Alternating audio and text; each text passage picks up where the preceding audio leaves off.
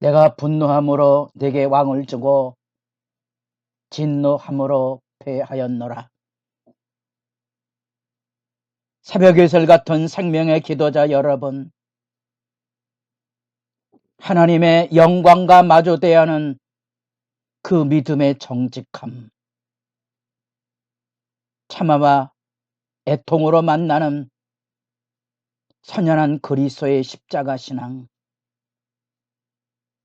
그 안에 놀라운 사랑으로 안아주시는 새 생명의 부활의 실제, 그 믿음의 아름다움이 복되기를 바랍니다. 오늘 우리가 읽어갈 하나님의 말씀은 호세아 13장입니다. 자기 백성의 죄악상에 대한 처절한 고발, 그것으로 인하여 무너질 슬픔을 끌어안고 단식하며 이제 호세아 단락 안에 회개에 대한 권면들이 나오고 회복에 대한 희망을 넘어가는 단락입니다. 우리가 1장에서부터 3장까지 바람난 아내를 돈을 주고 찾으러 가는 찢어지는 듯한 호세아의 심정이 여기 하나님의 마음을 공감하게 해주는 거지요. 어쩌면 우리가 그리스도인으로서 이 세상을 살아가며 만나는 고통이나 시련이나 절망이나 회방은 그리스도를 온몸으로 경험하는 복 있는 시간이지요. 사도 바울도 내 몸에 그리스도의 흔적을 가졌다는 옥에 갇히고 두들겨 맞은 사슬에 매인 상처와 아픔의 고백을 장엄하게 증언하지요. 여러분은 그리스도를 어디서 만났습니까? 이 절망의 나락에서 만나는 그리스도.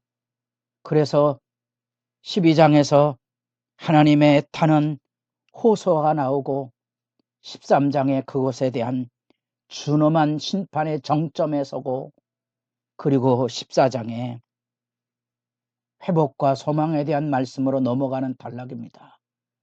그런 점에서 12장에서 만났던 하나님의 사랑의 몸부림, 사랑할 수 없는 바람난 아내를 찾으러 가는 호세아 심장에 찢겨진 그 고통과 아픔을 지금 12장에서 하나님이 울부짖으며 그 백성에게 하나님 자신의 마음을 호세아를 통하여 드러내고 있습니다. 그리고 그 절규의 호세가 끝나고 현실로 돌아와 이제 그 백성을 기소합니다. 법정 고발하는 거지요. 그 법정 고발에 그 호세아가 지금까지 증언했던 모든 내용을 법조문에 두 단락으로 묶어서 하나님 앞에 정죄, 죄 있음을 선포합니다. 첫 번째 단락은 우리가 아는 대로 우상숭배고요. 하나님이 베풀어 주신 구원의 은혜를 잊어버린 배은망덕, 은혜를 망각한 자에 대한 심판이 들려집니다. 우상숭배에 대한 이야기를 증언하며 에브라임이 말을 하면 사람들이 떨었도다. 그가 이스라엘 중에서 자기를 높이더니 바알로 말미암아 범죄함으로 망하였거늘. 망하였어요. 그 바알의 꿰매 빠져서 죄를 뒤집어 쓰고 죽어야만 했던 거지요. 여기 죽는다는 말이 바알이 새 생명을 주는 그 기대에 대한 선연한 하나님의 조롱입니다. 바알신이 살려줬느냐? 에브라임은 죽었단다. 그 역사 증언에 대한 이야기죠. 바알 신앙이 가지고 있는 이 새 생명의 역사는 날마다 새로운 풍요를 준다고 기대했던 거거든요. 그래서 고대 사회의 대부분의 용례들은 신화적인 배경을 다 갖고 있지 않습니까? 달도 신이고 해도 신이고 죽음도 신이고요. 피도 신이고 그런 세계를 살던 사람들에게 이 죽음, 우리 개역개정에는 망하였건을 이렇게 표현했지만 죽음이거든요. 에브라임이 죽었다는 겁니다. 이 모트란 말이 사실은 죽음의 신에 대한 증언이거든요. 바알이 살려줬냐? 바알이 죽어가는 에브라임을 살려줬냐? 죽었지 않느냐? 그 우상의 어리석음, 송아지와 입을 맞출 것이라 하도다. 송아지하고 입을 맞추는 게 뭘까? 이런 여러 가지 시어의 다양한 해석들이 있습니다. 바알 앞에 자기 자식이라도 들을 수 있는 거죠. 바알 신앙을 위해서 못할 게 뭐 있습니까? 3절에 이러므로 그들은 아침 구름 같으며 쉬 사라지는 이슬 같으며 타작 마당에서 광풍에 날리는 측정이 같으며 굴동에서 나가는 연기 같으니라. 심판 앞에 다 날아가고 없어질 것입니다. 죽음이라는 게 그렇지 않습니까? 우리 인간이 어리석어서 영원토록 살 것처럼 생각하고 자기 이름을 드러내려고 혈안이 돼서 욕망에 매달려 치달아가는 삶의 말로가 죽음 아닙니까? 우리 그리스도인의 신앙의 정점은 죽음 아닙니까? 십자가에 죽으신 그 주님과 더불어 내가 죽었다고 복종하며 살아야 되는 그것이 그리스도 신앙 아닙니까? 나는 더 이상 내가 아닙니다. 나는 그리스도와 함께 죽었고요. 나는 그렇게 오직 그리스도를 바라보며 생명을 누리며 사는 신비로운 하나님의 아들의 존재입니다. 이 새 생명은 죽어도 다시 살고 이 생명은 고난과 핍박 아래에서도 무릎 꿇지 않습니다. 그러나 여기 에브라임은 우상 숭배에 덧없이 날아가 버리게 될 거고요. 4절에 은혜를 망각한 죄악, 그 배은망덕함을 고발하죠. 누가 애굽 당했을 때 너를 구원했냐?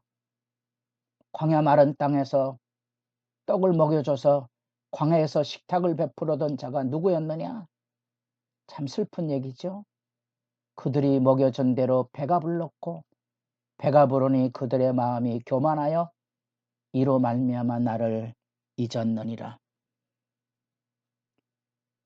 교회 역사 가운데서도 경제와 상관성을 연구한 학자들이 꽤 있었습니다. 우리로 얘기하면 제법 먹고 살기 시작하면 흔히 등 따시고 배부르면 마음이 하나님에게서 떠나가는 거죠. 기독교 성장세가 그칩니다. 한국교회도 예외는 아니죠. 몰락해 가고 있는 겁니다.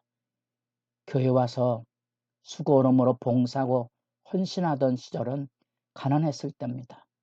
이제 배부르고 너무 좋은 일이 많아서 교회 올 기운도 없고 교회 와서 봉사할 여력도 마음도 없는 거지요.